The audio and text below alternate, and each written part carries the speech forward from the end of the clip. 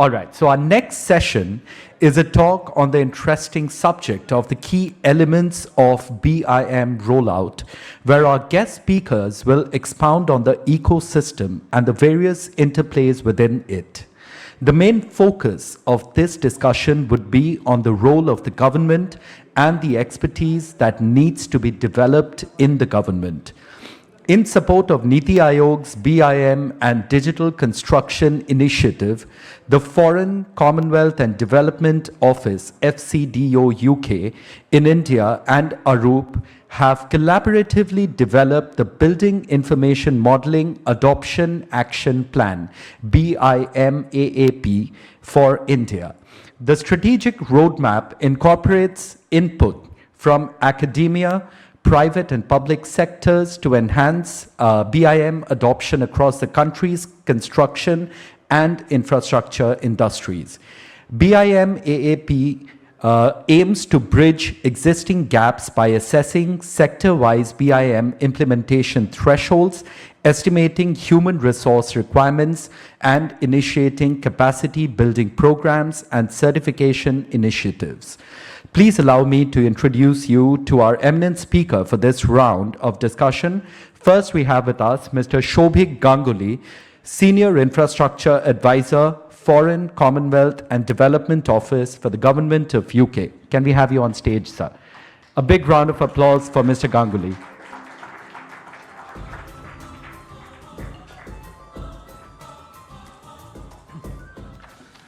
Good morning, everyone, and thank you so much for attending this event.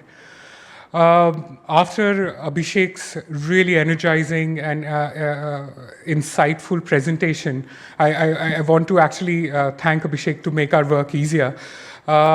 We just want to continue the conversation where Abhishek started it. So, as Abhishek mentioned, over the last 3 years, we have collaborated closely with Niti Aayog to figure out a strategy and approach for rolling out BIM in all infrastructure sectors in India. And the primary driver was to make it more efficient, make it infrastructure development more high quality, and eventually making public services better, more accessible, of a better standard for normal citizens. As part of our work with Niti Aayog over the last 3 years, last year, we did a landscape assessment to figure out what would be the potential demand for BIM professionals in India, given the national infrastructure pipeline. I mean, Abhishek also spoke about the $2 trillion national infrastructure pipeline, and it's a rolling pipeline. It's going to get, more projects are going to get added as we go forward. So how many BIM professionals do we need if we want to integrate digital tools like it into these projects? That's the demand. What's the supply? How many professionals are getting trained in the present educational ecosystem right now? What's the gap? How can we fill the gap? So these are some of the questions that we asked ourselves during the landscape assessment. We also tried to assess what's the level of penetration of BIM in private sector projects. Which are the companies that are using it? How much are they using it? So I would invite, so basically we had collaborated with ARUP UK for this study, and I'll invite Darshan to take us through the key results of this study about the demand, the supply, and existing penetration of BIM platform in Indian infrastructure sector, but also give us an overview of the whole ecosystem and what are the key components of the Building Information Modeling Action Plan. So I'll invite Darshan to come here and give us an overview of what we figured out. Thank you so much.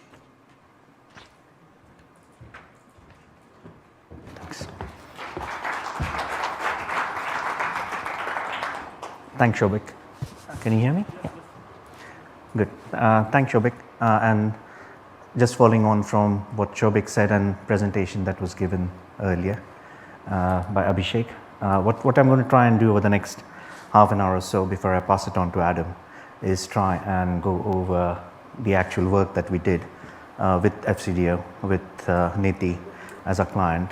And we are really grateful in terms of actually meeting up with Abhishek right at the beginning, along with Shoubhik and others from the British High Commission, to get an understanding as to what actually needs to be done. And I think, if I remember correctly, the three things that were mentioned at the first meeting were, okay, fine, we know that adopting digital in construction, BIM, is a good thing to do. So could you really focus on what we need to do in terms of capacity building? How many professionals do we need over the next 5-10 years to actually achieve these aims? What do we need to do as a country in terms of certifications, a roadmap for development? And the third thing was, which project should we use them on? What are the sort of thresholds should we set? Is there a matrix for that? So what I'm going to try and do in the slides is take you through that journey of how we reach certain conclusions. And a number of the things, I was glad to see that Abhishek used some of those in his presentation, which was really good, because it shows that it's work that will benefit going in the future. So I'm really grateful for that. Okay.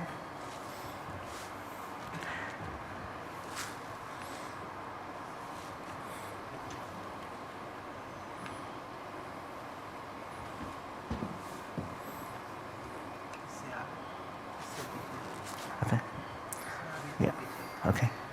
So before I go in, just this slide, because what I want to say is make it very clear. It's not only just an input from NITI as well as FCDO and everybody else, but a number of organizations as well as academic institutions have contributed to this work, which has been great. And a number of them are here. I can see Venkat from IIT. I can see Mr. Garg from Tata Projects. And a number of you in this room. So thanks for contributing to this. I think Sagar is also here, and apologies if I don't mention you, but I think a number of you have come today, which is great. So the first thing was to just do a quick baseline assessment of where things are in India in terms of BIM. I'm not going to go over the definition of BIM, but I think there was an understanding that we need to start looking at BIM more as a process, more as a data model, which was mentioned in the presentation earlier, because you can look beyond the 3D and as a model and start looking at it more as what are the benefits both at the CapEx and the OpEx stage, and how it can be used for different things.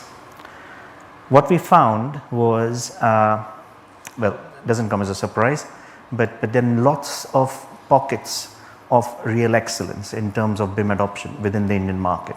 A good example is NCRTC, and we'll have a presentation in detail from Rishabh on that later on today. So that will be really interesting to see. And there was a high level of competence in terms of BIM adoption, development capability, and it was gradually adopting BIM, or the Indian market's gradually adopting BIM to improve efficiency and decision making in construction projects.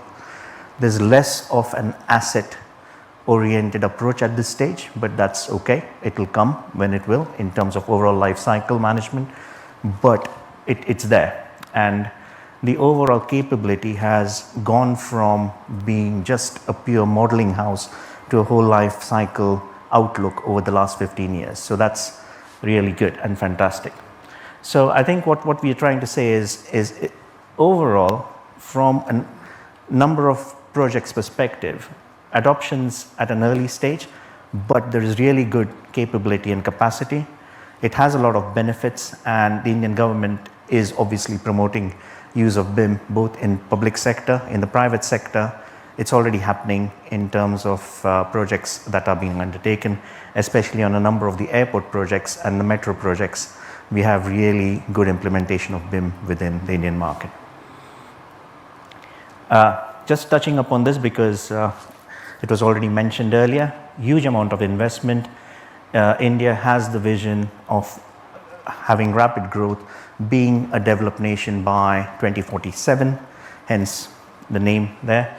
And to do that, having infrastructure is really useful. Having good infrastructure has a direct link with poverty alleviation. It also has a good link with improving the life of the common man. And as Prime Minister Modi likes to call it, Samanya Manus, is the one that needs to go up. So in terms of the investment, where it's going in terms of infrastructure, it's huge. It's the third largest construction market in terms of actual expenditure in the world. In terms of GDP, it contributes to about 9 to 10% of overall GDP. Comparison wise, UK, it contributes to about 4%. In terms of overall investment, it's absolutely huge, and some of the numbers are eye-watering, and huge focus on urbanization and industrialization. Yes, but it does have issues at this stage. These are statistics, some of which were presented earlier. A number of projects have delays, which is to be seen. It's the same, or not to that level, but maybe it's still very similar in most other countries, and that needs to be improved. Now the delays, I just like to emphasize, is because of several reasons, but one of them is because in terms of what needs to be done is try and use digital in construction and BIM to alleviate some of these issues. So try and look at delays in terms of projects, but also in terms of longer term sustainability and resilience, because infrastructure accounts for, or construction industry accounts for about 38% of overall CO2 emissions and 10% of water consumption in India. So that's big, and that needs to be reduced in terms of sustainable outcomes. Also, there are lots of inefficiencies, and there is an overall requirement to grow and use the level of productivity can be increased on construction projects. And as was pointed out earlier, it's one of the least, or the uptake of digital has been one of the least in construction within the in India. So that needs to be looked at. So in terms of its maturity, I think as it stands at the moment, there are a number of government departments that are poised at the brink of using BIM and trying to mandate it on their projects. However, there's still a lot to be done, and the idea was, how do we actually facilitate that, which is a third part of the overall outcome of the work that we did with FCDO and NITI, along with looking at the numbers as well as looking at the thresholds for applying on projects, which is really looking at how to do it on wider implementation. And we had some good input from CPC, who will be coming on later, in terms of the different types of areas that need to be focused on, such as policy development, in terms of capacity building, knowledge sharing, etc., which we'll touch upon. So benefits, it says 20% reduction in costs, but if you look at some recent estimates, even if you look at 5% reduction on cost for 1.4 trillion USD, that's about 70 billion USD saved. So that's a huge amount. So that's about 200 bed hospitals can be built for that sort of money. So that's just the savings that you can have. So you can make that money go a bit longer. That's there. I'm not going to go all the benefits, because let's acknowledge that there are huge benefits for using digital in construction and BIM. What I do want to acknowledge is there are other factors besides digital in construction that also can help in solving some of these issues, but digital is one of the key enablers to do that. So it's not the only enabler. So coming off to the first question that was asked, how many people do we need? What areas do we need this in? And that's to do with roles, responsibilities, and services. And hopefully that diagram tries to explain it well. So what we did was, we said, if we look at BIM in isolation on projects, what are the different activities that we do and how does it actually work? And we relied on what's mentioned within the ISO in terms of information delivery and some of the documentation available. And we've broken them down into production, management, and peer advisory. So at the advisory level, what do I need as an organization in terms of my information requirements? How do I actually have those, and how can I mandate them on projects? The second thing is the management bit, which is, okay, we have these requirements which have been mandated on the project. What format are they needed in? When are they needed? How will they be delivered? Sort of going into the project management side of things and trying to facilitate and manage them. More of the assurance layer. And then there is the production, which is the actual engineering bit in terms of the modeling bit. If you look at it in the opposite way, we have production, which is all about trying to deliver the model. Because from a client perspective, you're probably, from a government ministry perspective, you're still at that advisory stage where you're really looking at what standards and guidelines do I implement, what's the planning, what is the training and support I need for my staff, and how do I actually do the coordination. So that's my requirements. They're going to be delivered by a supply chain.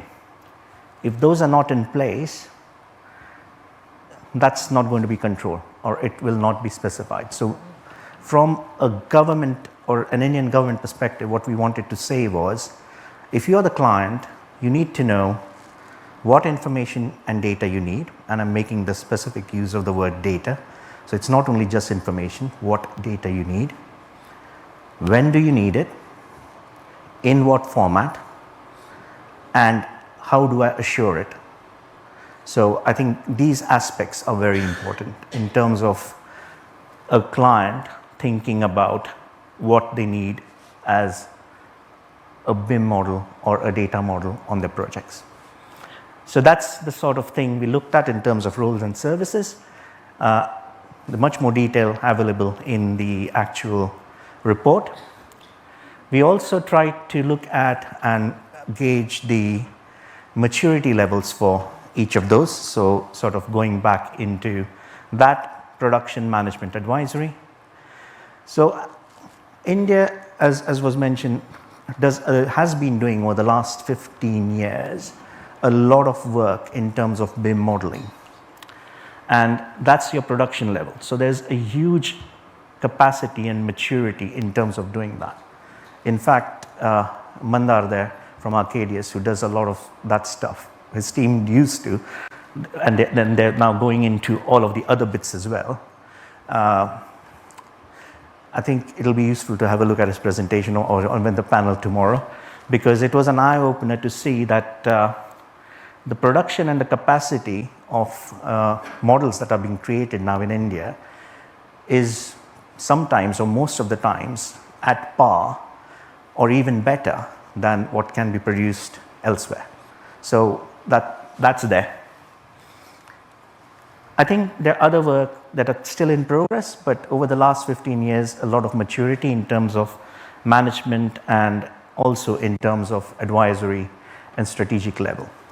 What that points to is we need to devote more resource and effort into getting more intelligent clients in terms of asking for the right level of information at the right time. What is good and bad to know at the same time is a lot of the other countries which have implemented BIM over the last 15 years probably still have that subset. So there is a lot of work to be done. It's not like it's unique to India. A very tough question that was asked was, how many people do we need? So what we did was, I think we made a general assumption. So I'll clarify that statement. I said this to Abhishek right at the beginning. I think it's going to be very challenging to tell you the exact number of people you need, but we'll have a go, we'll have a guess. So what we tried to do was, we tried to look at, and this is just at the central projects, number of projects that are being built in the next 5 years, and then have a guess at what's the shortfall of overall people to deliver those projects. And to do that, what we did was we looked at different job roles. And one of the key job roles is upskilling the current team, because that team still exists. But we also need a lot of BIM modelers, we need coordinators and managers. So overall, we are going to need at least 1 lakh BIM modelers and upskill all of the design team and about 25 to 30,000 people who are very competent in terms of the other BIM roles and tasks. How do we actually, so answering the next question, it says time's up, but hopefully it's not. But in terms of the overall BIM application and projects and thresholds, so what we said is instead of looking at it in terms of cost, let's look at it in terms of value. And as soon as you start thinking of value, you start thinking of risk. So let's take a risk-based approach. Now, this is just a high-level suggestion, and this needs to be really scrutinized and challenged and taken forward. But it's a very simple concept. If you're doing a project, you need to identify a risk. You need to put idea as to how important the project is in terms of, say, public consumption, in terms of national importance, in terms of asset maintenance and other aspects. And then you can score it. And then based on those scores, rather than come up with a cost-based approach, look at a risk-based approach. What that means is, based on the scoring, you will be able to look at aspects such as roads. You have safety, environment, and impact as some of the key risk considerations, and they will differ if you're doing hospitals or if you're doing a water treatment plant or a sewage treatment plant. So depending on the complexity and the risk associated with maintenance and if things go wrong scenarios, you need to have good hold of data at any given point of time. The better data you have, you can either fix it, or even better, you can do predictive maintenance. You can do what if scenarios if you have good data available. So where does that work? So essentially what it came down to was, if you're looking at healthcare, or if you're looking at water or wastewater infrastructure, thresholds will be obviously lower than in terms of if you're doing something like a linear structure, or such as a road or railway or a metro. So the main takeaway is, again, more details available in the actual report, but instead of taking just a pure cost-based approach, it's needed to take a risk-based one. There were also, this wasn't asked, but I think one of the key things that we need to consider, and it was again touched upon earlier, was there are other aspects that will also allow better digital in construction as well as the use of BIM, and that's to do with contracts. So one of the things that we have learned in the UK is the introduction of NEC, or the new engineering contract. It's now NEC 4. So it's a more collaborative way of working between the client and the supplier chain.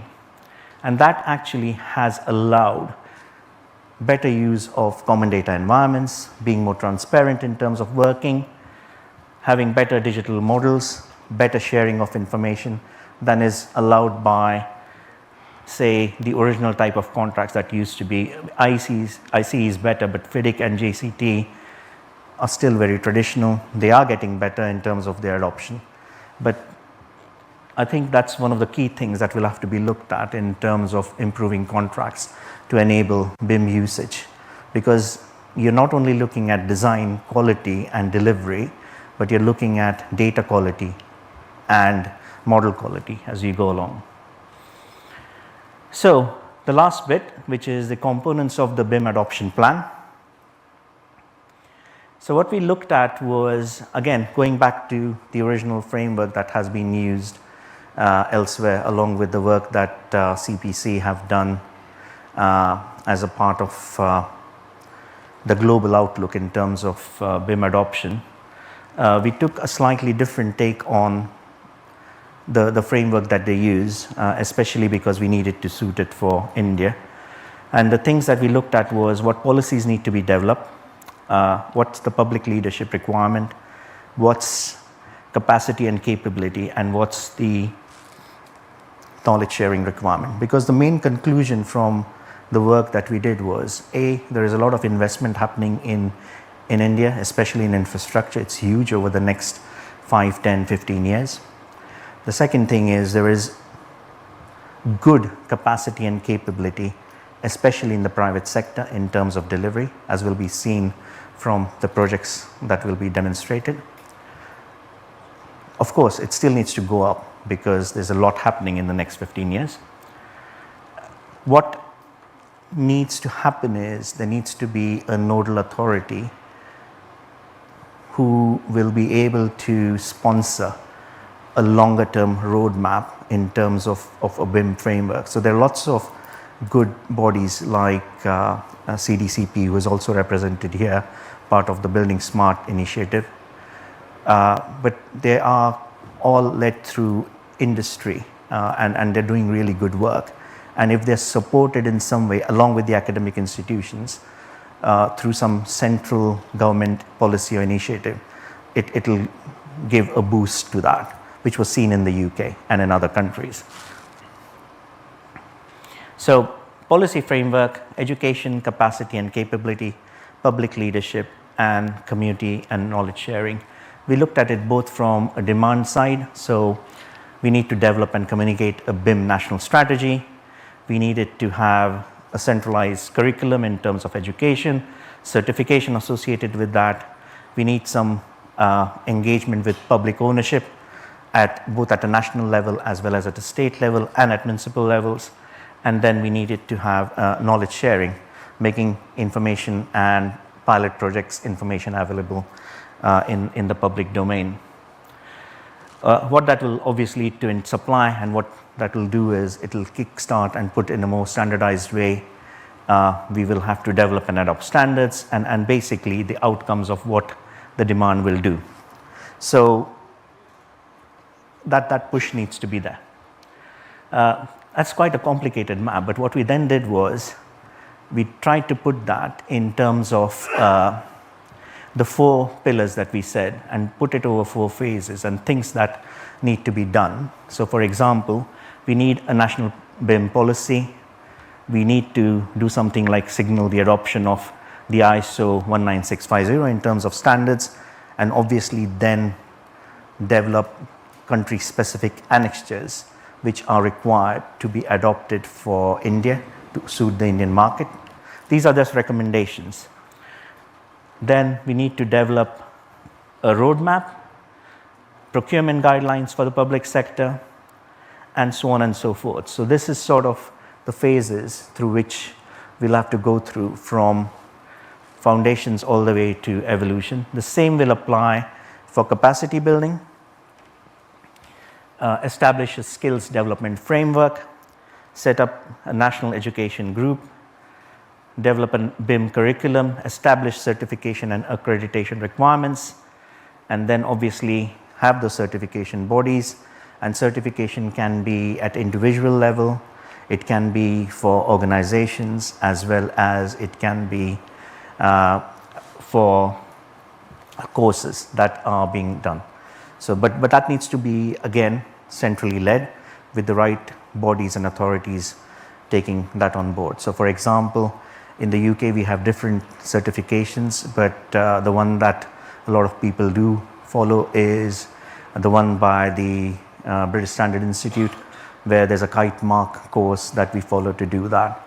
It's something that can be reviewed and adopted from an Indian perspective, something to look at for the Bureau of Indian Standards.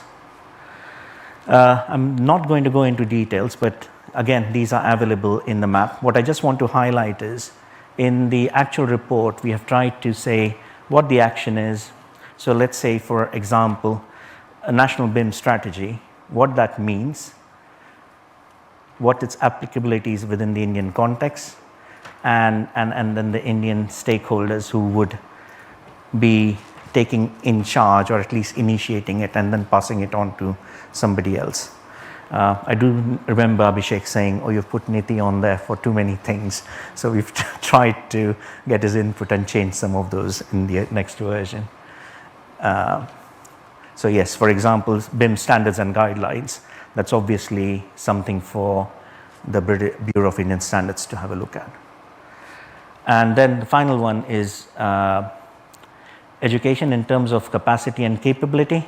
Again, it goes in a similar theme, so I'm not going to go into details of that, but what we did do was, as I said earlier, it's not our view. We have validated this with a a number of academic institutions had their input, and they have things such as building BIM capacity, framework and policy development, specialized BIM training, certification and standardization, supporting BIM adoption to knowledge sharing, and having a task force.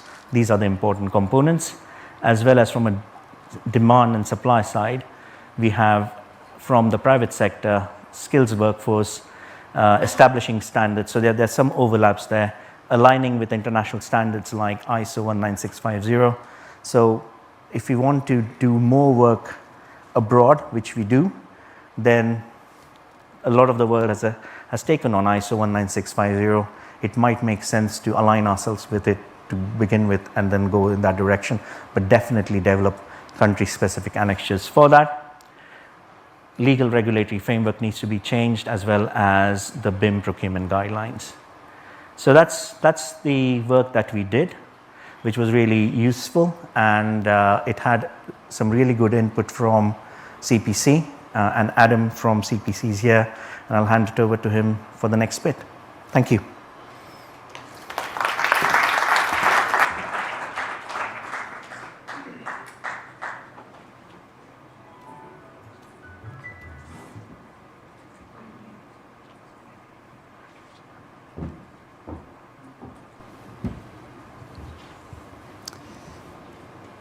Thank you, Darshan.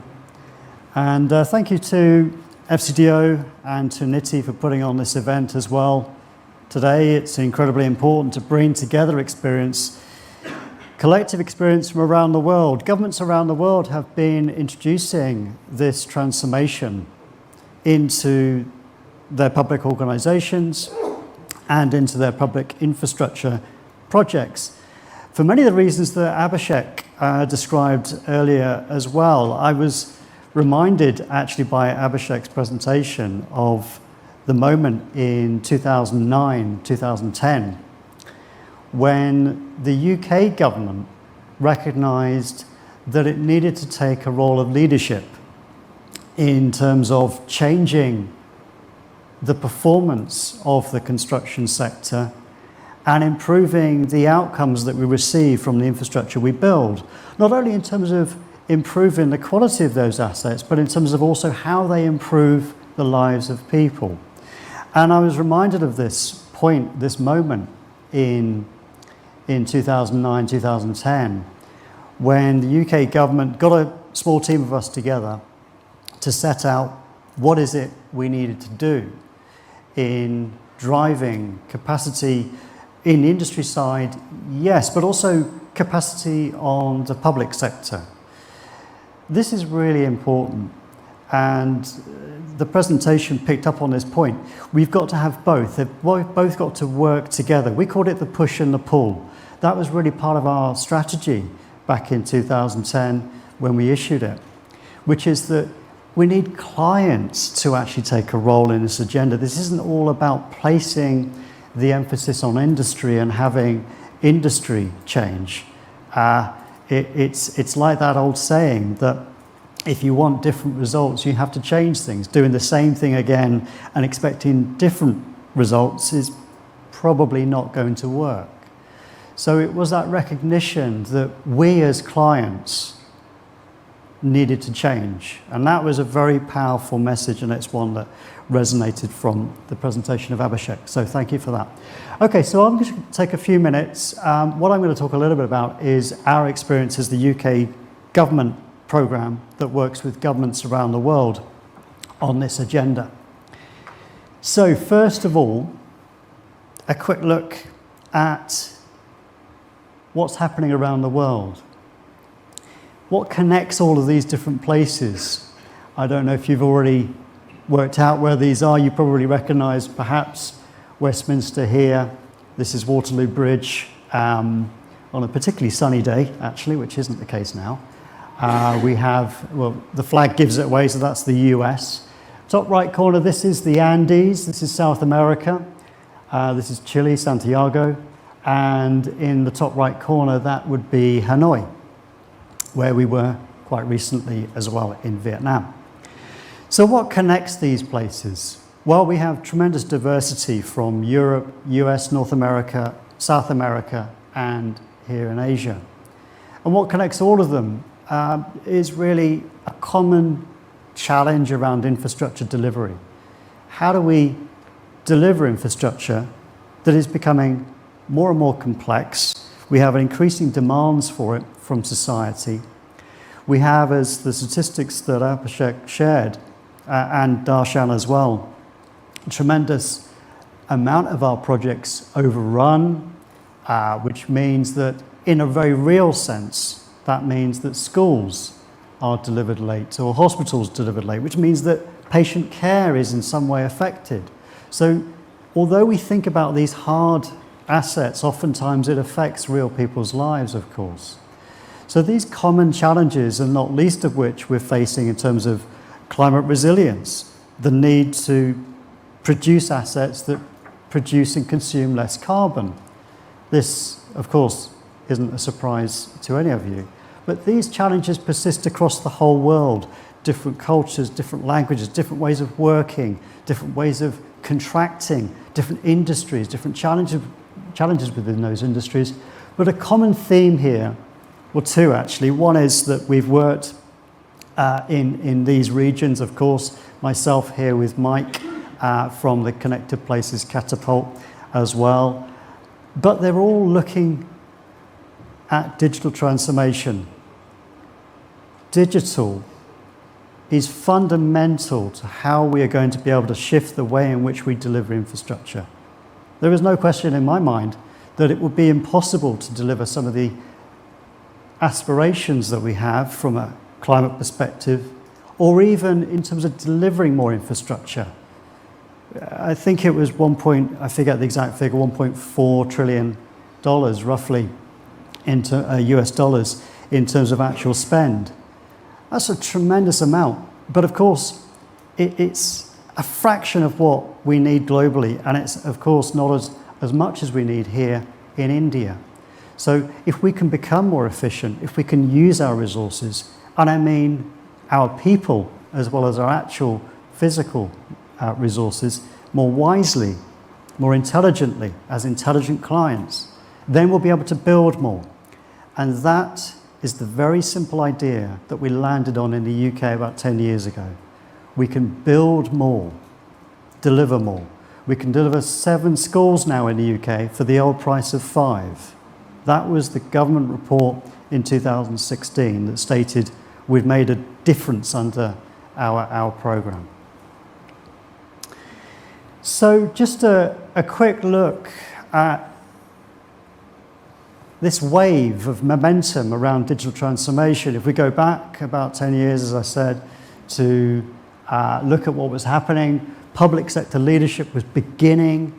In the US, it was around various federal agencies that were looking to introduce BIM specifically. In the UK, of course, as I mentioned, in Nordics, in particular Norway and Denmark.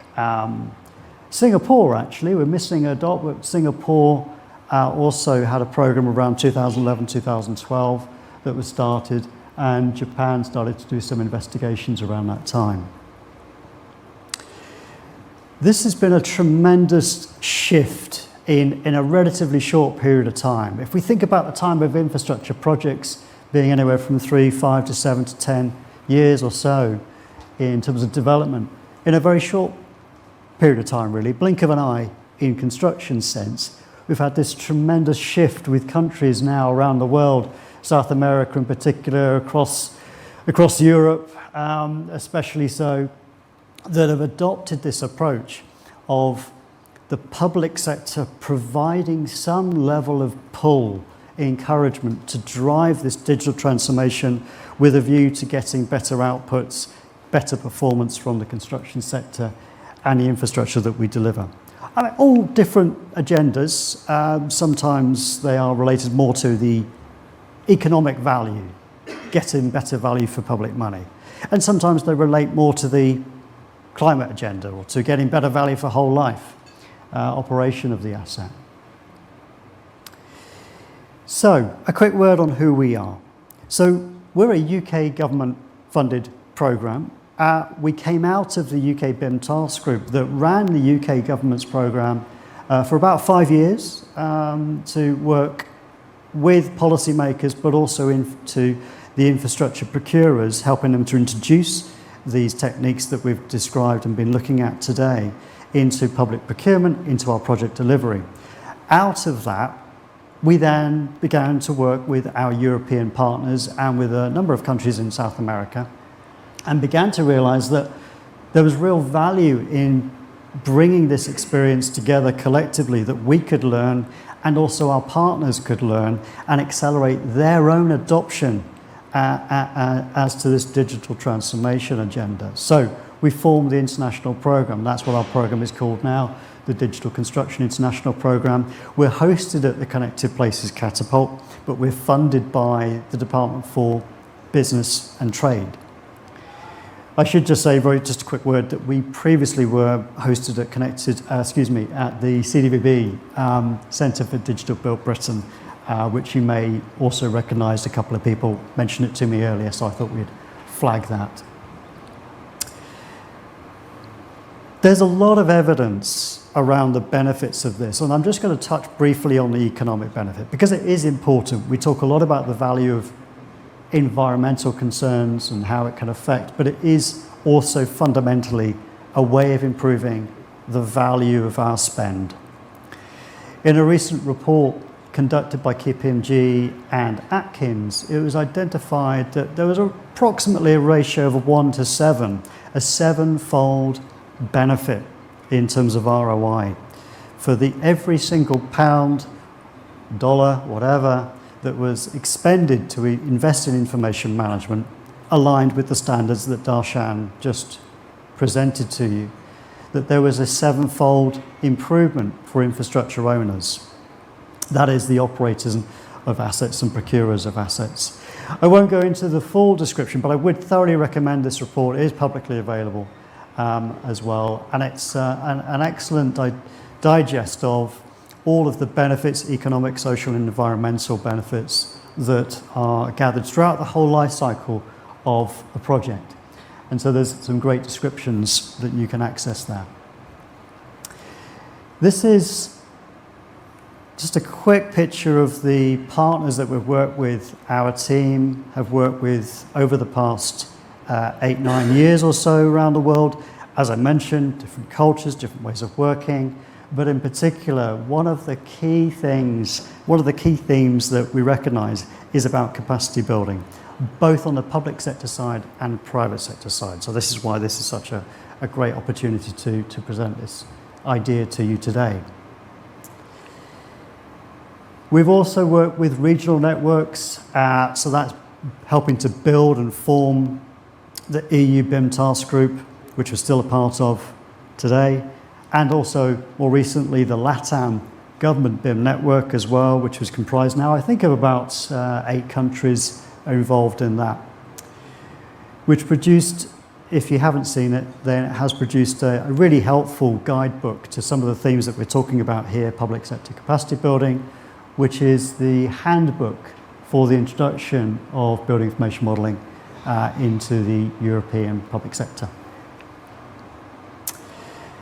Just a quick word before I move on to the collaboration that we have and how we look to partner here with NITI and other organisations in India, is to mention the Global BIM Network. Now, I would really recommend this network. This is convened by the UK, but it's steered by a global community of public sector leaders that are looking at ways to introduce digital, specifically BIM, into their public projects and infrastructure organisations.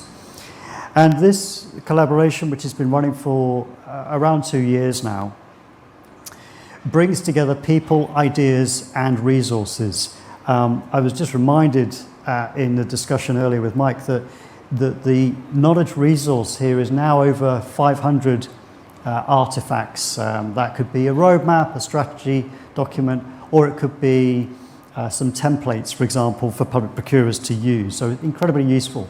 However, that's just part of the value. The real value is connecting with other people that share the same challenges that you do. The context might be slightly different, but the learning can be the same.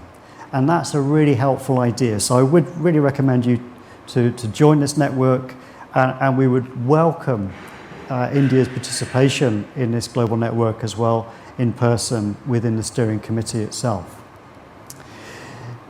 So lastly, how are we going to help and what is our role here? Well, we would like to partner with India on this agenda of capacity building.